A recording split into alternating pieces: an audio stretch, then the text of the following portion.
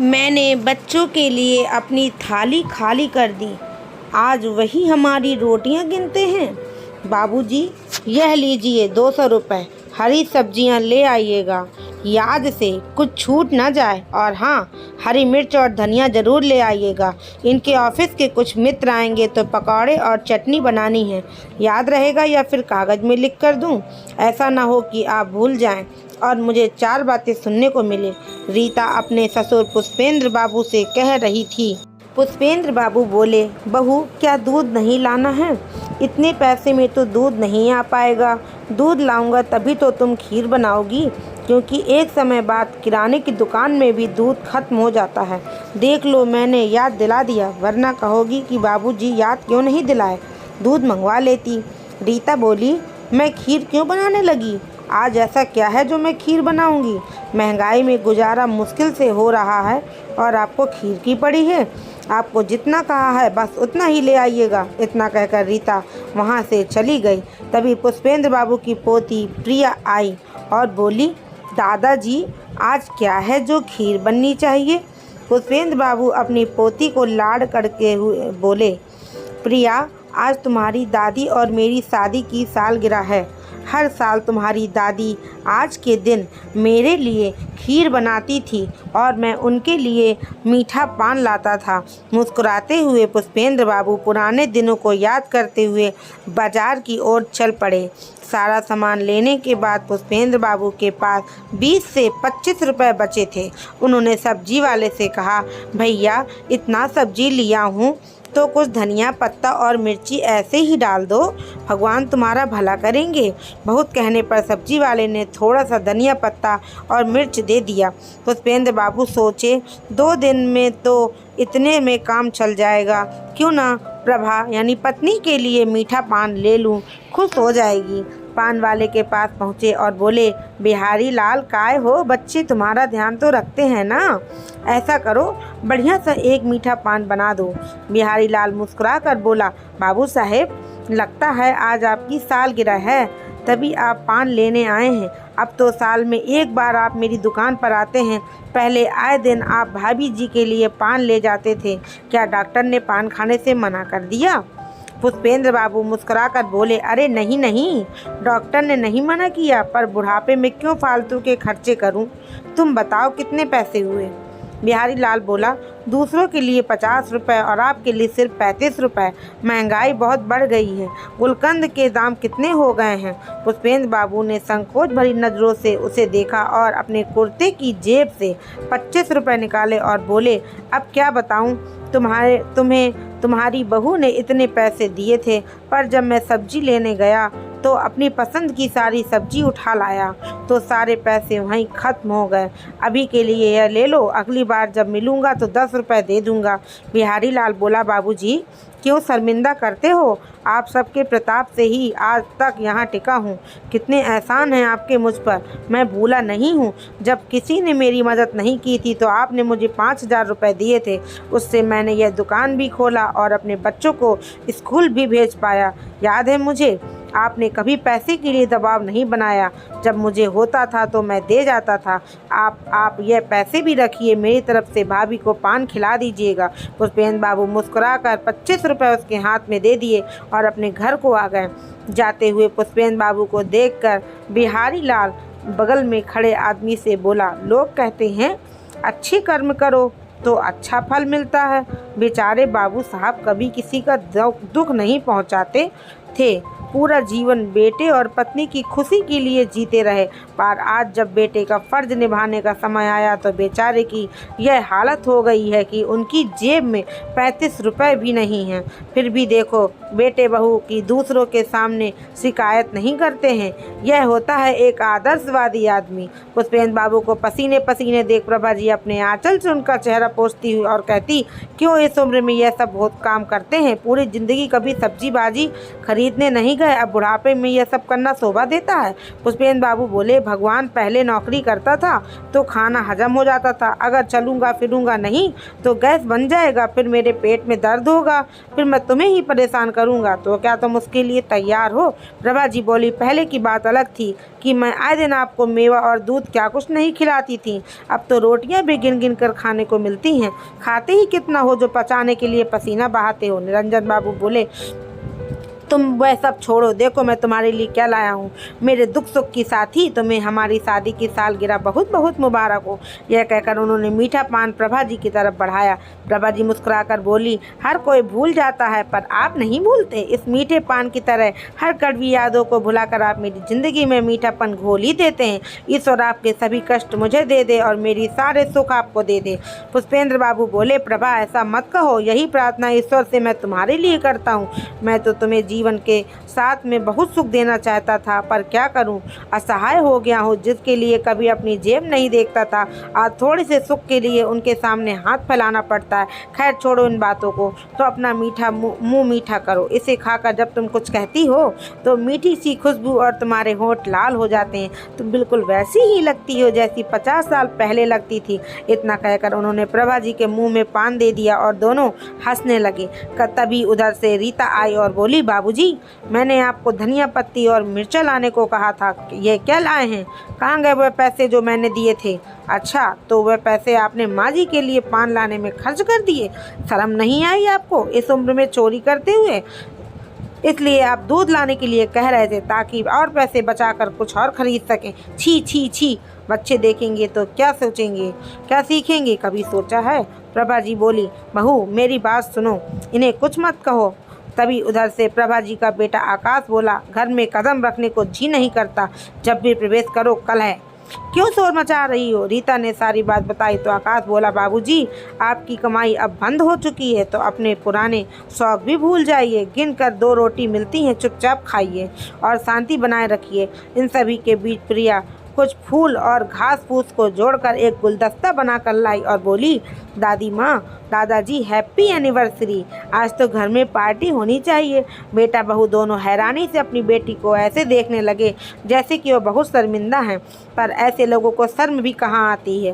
प्रभा जी ने अपनी पोती को ढेरों आशीर्वाद दिए। पुष्पेंद्र बाबू अपनी पोती से बोले, बेटा जीवन में खूब तरक्की करो, बस याद रखना अपने माता पिता का कभी अपमान मत करना, वरना जिंदगी भर जो अभी तक तुम अच्छे कर्म करोगी वह मिट्टी में मिल जाएगा। इतना कहकर उदास आंखों से वह अपने कमरों में चले गए और प्रिया मुस्कुराते हुए अपने कमरे में चली गई। प्रभा जी अपने आंचल से अपने आंसुओं को पोंछते हुए अपने बेटे से बोली, बेटा, उन्होंने तुम्हारे 25 रुपये अपने पर खर्च नहीं किए, मेरी खुशी पर खर्च किए हैं। हर साल मैं आज के दिन उन्हें खीर खिलाती थी, पर वह भी मैंने बनाना बंद कर दिया। जो आदमी बच्चों के लिए अपनी थाली खाली कर देता था, आज वही हमारी रोटियां गिनते हैं। ना जाने भगवान और क्या क्या दिखाएगा। यह सब दिखाने से पहले हमें उठा क्यों नहीं लेता?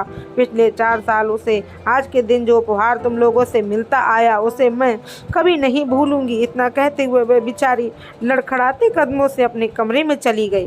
रात में प्रिया आकाश और रीता के पास आई और बोली, मम्मी पापा, जब आप बूढ़े हो जाओगे तो क्या मेरे बिना ही अपनी एनिवर्सरी सेलिब्रेट करोगे? आकाश मुस्कुरा कर बोला, नहीं बेटा, ऐसा क्यों कह रही हो? प्रिया बोली, क्योंकि मैं आप लोगों की एनिवर्सरी सेलिब्रेट नहीं करूंगी और आपको रोटियां भी गिन कर खाने को दूंगी, जैसे मम्मी दादी जी और दादाजी को देती है।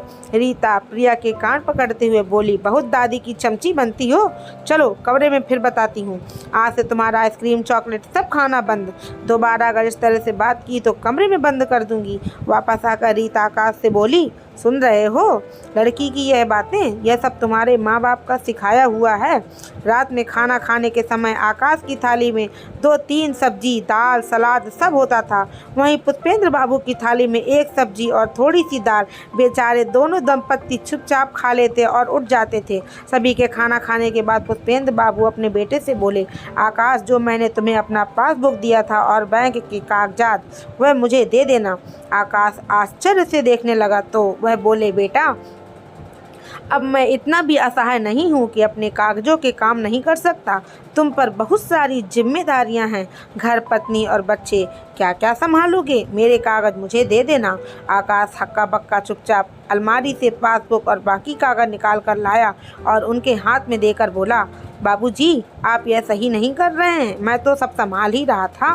पुष्पेंद्र बाबू बोले, हाँ, पिछले 4 सालों से तुम कैसे संभाल रहे हो यह मैं देख रहा हूँ और महसूस भी कर रहा हूँ। इतना कहकर वह अपने कमरे में चले गए। अगले दिन पुष्पेंद्र बाबू नहा धोकर एक थैली में अपने कुछ कागज लेकर घर से निकल ही रहे थे। आकाश बोला, बाबूजी, आप कहाँ जा रहे हैं? पुष्पेंद्र बाबू बोले, बैंक जा रहा हूँ, कुछ पैसों की ज़रूरत है। आकाश बोला, आपको क्या हो गया है? कल आपने पासबुक और घर के कागज ले लिए, अचानक से आपको पैसों की क्या ज़रूरत पड़ गई? बुढ़ापे में कहीं कोई नया शौक तो नहीं पाल लिए? इतनी ज़रूरत थी तो मुझसे मांग लेते।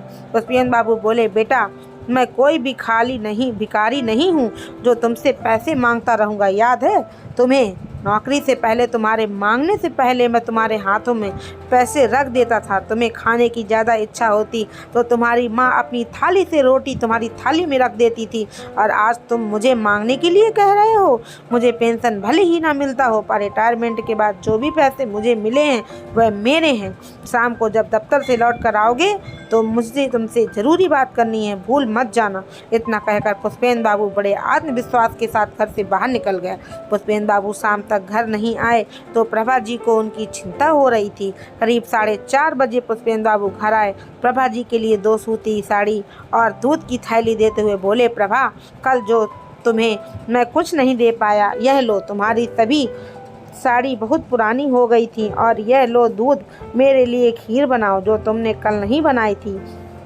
अब तुम्हें किसी की 4 बातें सुनने की कोई ज़रूरत नहीं है। प्रभा जी बोली, बच्चों से गलती हो जाती है, उन्हें माफ़ कर दीजिए, क्यों बात को बढ़ा रहे हैं? पुष्पेंद्र बाबू बोले, नहीं, बात तो अब हद से ज़्यादा बढ़ चुकी है, अब तो मुझे उसका निदान मिल गया है। प्रभा जी हैरानी से पुष्पेंद्र बाबू की ओर देखी और बोली, आप क्या करने वाले हैं? पुष्पेंद्र बाबू मुस्कुरा कर बोले, इंतज़ार करो, शाम का जब तुम्हारा बेटा लौट कर आएगा तब बताऊंगा। अभी तो तुम मेरे लिए वही पुरानी खीर बनाओ जो तुम हर सालगिरह पर बनाया करती थी। शाम को जैसे ही आकाश दफ्तर से लौट कर आया, पुष्पेंद्र बाबू सोफे पर पैर चढ़ाए अपने पुराने अंदाज में बैठे थे।